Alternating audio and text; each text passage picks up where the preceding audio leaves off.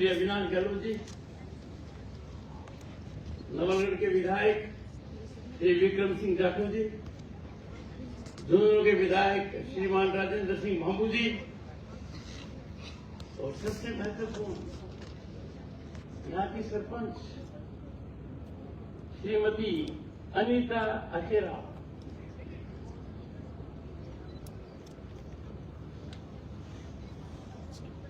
और principal Shrimati Sharda, Mahatma Gandhi government school सांगासी। Ruparam जी कहाँ दिख रहे थे?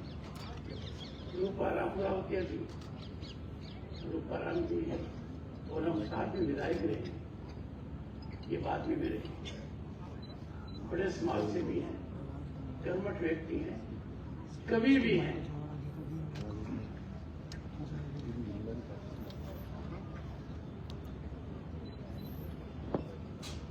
मुझे बड़ी खुशी हुई जब आपकी प्रिंसिपल शारदा जी को मैसेज मिला तो उन्होंने बड़ी उत्सुकता दिखाई और मुझे लग गया कि इस विद्यालय का सर्जन ठीक तरीके से हो रहा है। वो साधुवाद की पात्र है। उन्होंने कहा है कंप्यूटर लैब के बारे में, इस कंप्यूटर लैब की व्यवस्था डॉक्टर सुदेश धनखड़ करेंगे। मेरी बात हो गई और 3 महीने में यह सक्रिय हो जाएगी। 3 महीने झुंझुनू की भूमि खास तौर से लड़कियों के लिए बहुत बड़ा उदाहरण प्रस्तुत करती है। श्रीमती कमला बेनीवाल मंत्री रही, बहुत पहले विधायक बनी, राजस्थान की उप मुख्यमंत्री रही थी और उसके बाद गुजरात की राज्यपाल हुई। वो इसी जिले से। अंदाजा लगाइए उस समय उन्होंने कैसे काम पढ़ाई थी बनश्री विद्यापीठ में। श्रीमती सुमित्रा सिंह कई बार विधानसभा की सदस्य बनी, मंत्री बनी और राजस्थान विधानसभा की अध्यक्ष बनी। प्रभावी नेतृत्व है, वो भी यहां से और बनश्री विद्यापीठ से। उसी तरीके से डॉक्टर सुदेश धनखड़ भी बनश्री विद्यापीठ से पीएचडी है। नारी शक्ति वंदन अधिनियम ये कोई छोटा कदम नहीं है। भारत के संविधान में बदलाव कि विधानसभा हो चाहिए लोकसभा, 1/3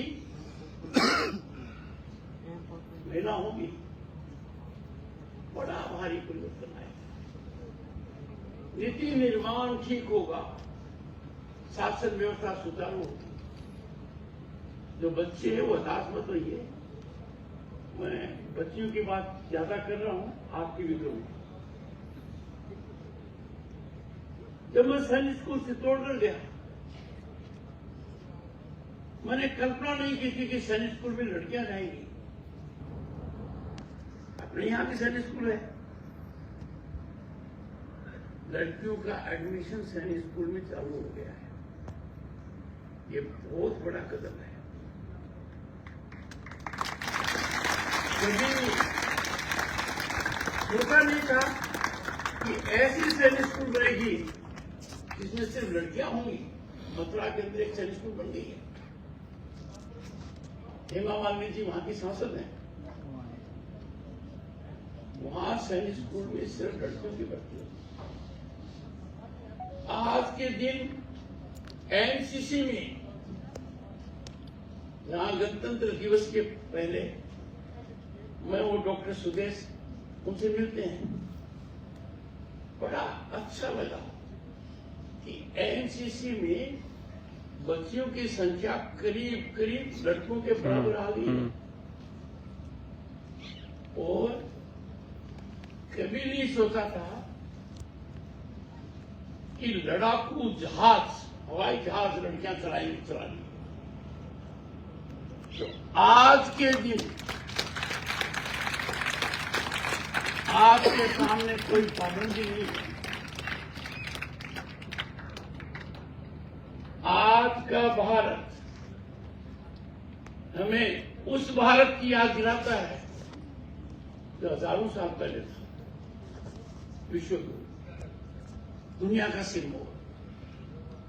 हमारी अर्थव्यवस्था ने जो छलांग लगाई है, हमने किनको पीछे छोड़ा? हमने इंग्लैंड को पीछे छोड़ दिया है। सैकड़ों साल तक हम पर राज किया। जापान और जर्मनी का नाम सुनते हो? 2 साल में वो पीछे रह जाएंगे। और भारत दुनिया की तीसरी बड़ी आर्थिक महाशक्ति है। आज के दिन विकसित भारत का सपना नहीं है, विकसित भारत एक लक्ष्य है। मेरा आप सभी से आग्रह है, आप हर पल गुणात्मक बदलाव अपने में लाइए। जीवन में कुछ मूल्य डालें। अनुशासन का, दूसरे के आदर करने का, माता पिता का सम्मान करना, गुरुजनों का चरण स्पर्श करना, परिवार के अंदर घुल मिलना, पड़ोसी का ध्यान रखना, ये हमारी संस्कृति का निचोड़ है। हमें जो साधारण कार्य है कि हमें अच्छे नागरिक की भूमिका निभानी चाहिए। हम अपने कर्तव्यों की बात करते हैं तो अच्छा लगता है। अधिकार भी करें, एकत्रित करना चाहिए। भारतीय संविधान में अधिकार भी है, पर कर्तव्यों को हमेशा अधिकारों से ऊपर रखो। रोज कुछ न कुछ सीखने की आदत डालो। आप स्वास्थ्य के प्रति सजग रहिए। यदि अगर स्वस्थ नहीं रहोगे तो किसी और की मदद करने के बजाय किसी और की मदद के काम हो गया। आज के दिन खुद सीखने का भी बहुत अच्छा तरीका उपलब्ध है। आपको ये सब करना चाहिए। मैं एक निमंत्रण दे रहा हूं आपको, आपके अध्यापकों के साथ आप लोग छोटे छोटे समूह में दिल्ली आइए।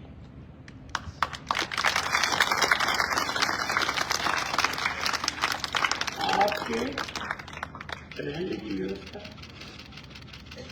आपको भारत का संसद दिखाएंगे, आपको राष्ट्रपति भवन दिखाएंगे, प्रधानमंत्री का म्यूजियम दिखाएंगे, पार्लियामेंट में दिखाएंगे। और ये शुरुआत मैंने की हुई है, और जो गए हैं उनको बड़ा अच्छा लगा है। आओगे ना? और इस जगह से तो मेरा ज्यादा लगाव है। समझते हो ना? समझते हो? मैं मेरी बात को सिर्फ कंप्यूटर लैब तक सीमित नहीं रखूंगा। एक मैं आपको इलेक्ट्रॉनिक बोर्ड भिजवाऊंगा। सरकार बाद में अपना काम करती रहेगी।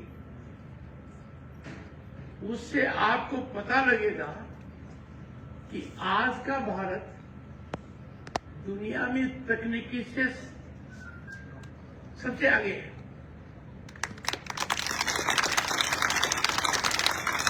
आज अंदाजा लगाइए, साल में 3 बार 10 करोड़ किसान, आपके माता पिता, सीधा 3 बार साल के अंदर कृषि के लिए केंद्र का धन प्राप्त करते हैं। इसकी अहमियत समझिए कि भेजने वाले की ताकत तो है और रिसीव करने वाले की भी है। ज्यादा से ज्यादा पाठ्यक्रम के अलावा भी पढ़ने की आदत डालो। वो जमाना बदल गया जब ये तय होता था कि व्यापार करेगा जिसका बाप बड़ा व्यापारी है, बड़ा उद्योगपति है। खत्म हो गई बात। भारत की राष्ट्रपति कौन है आज के दिन?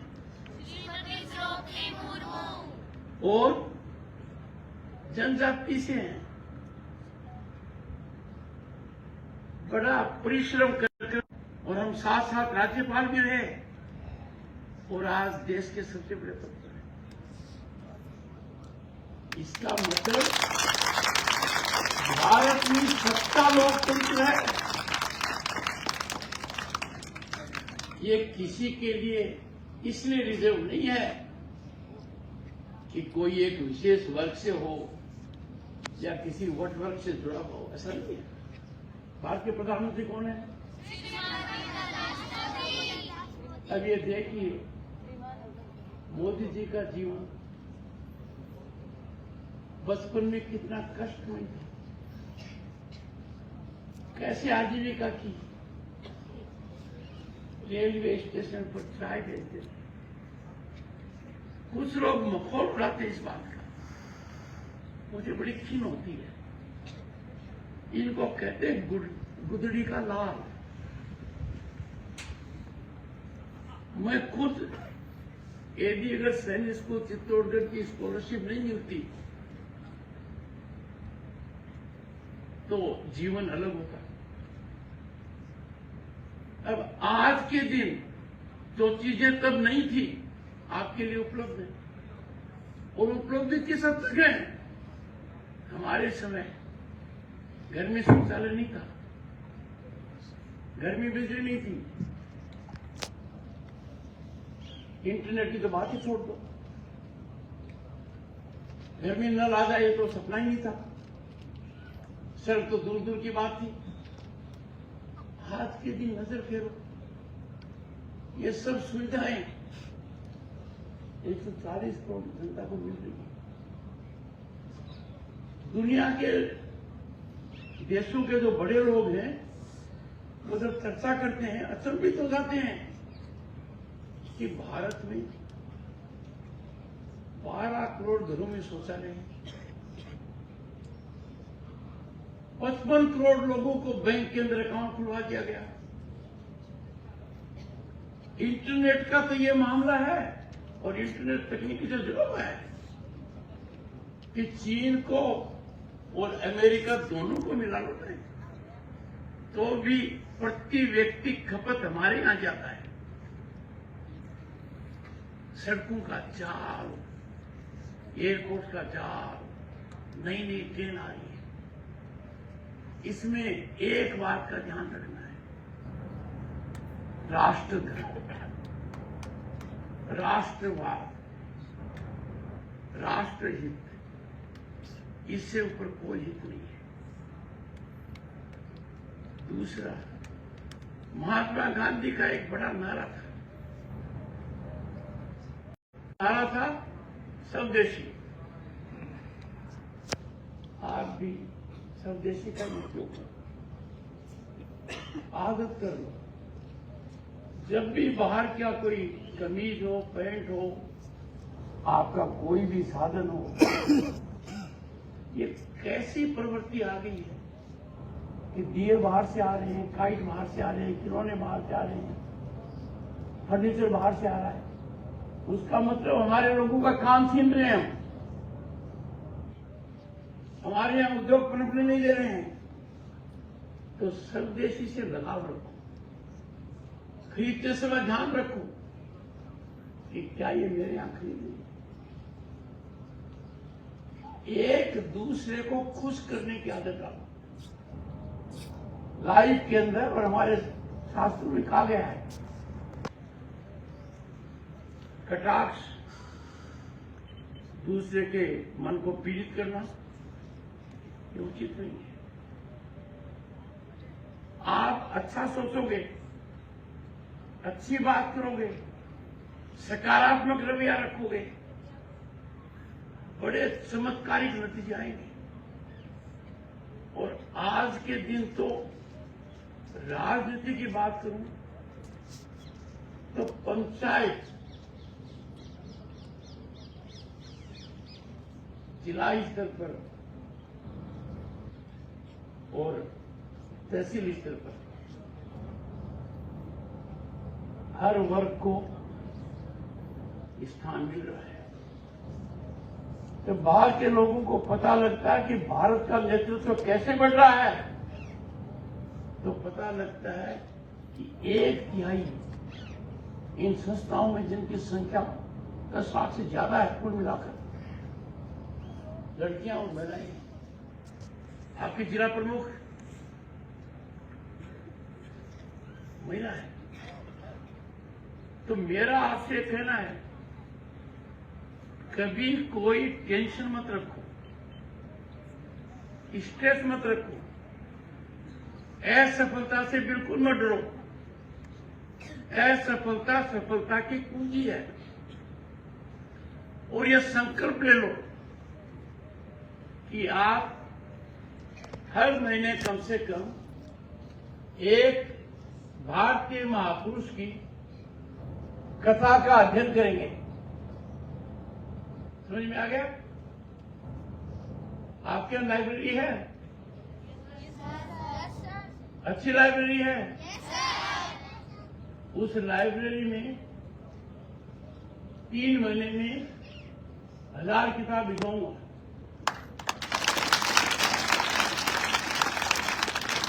मैंने आपसे कितने वादे किए हैं? कितने वादे किए हैं?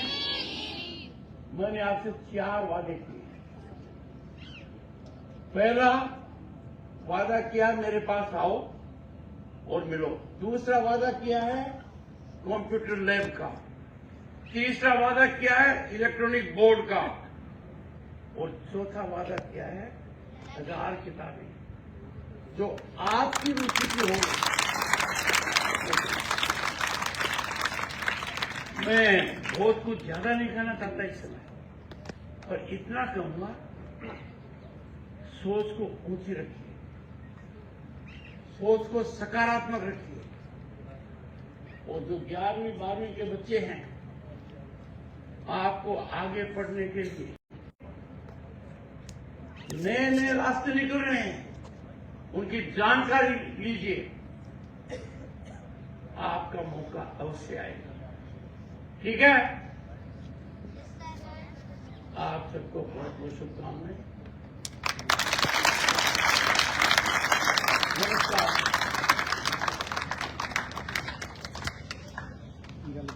धन्यवाद सर, अभिनंदन। अब सभी खड़े हो जाएं और राष्ट्रगान, प्लीज सभी खड़े हो जाएं राष्ट्रगान के लिए।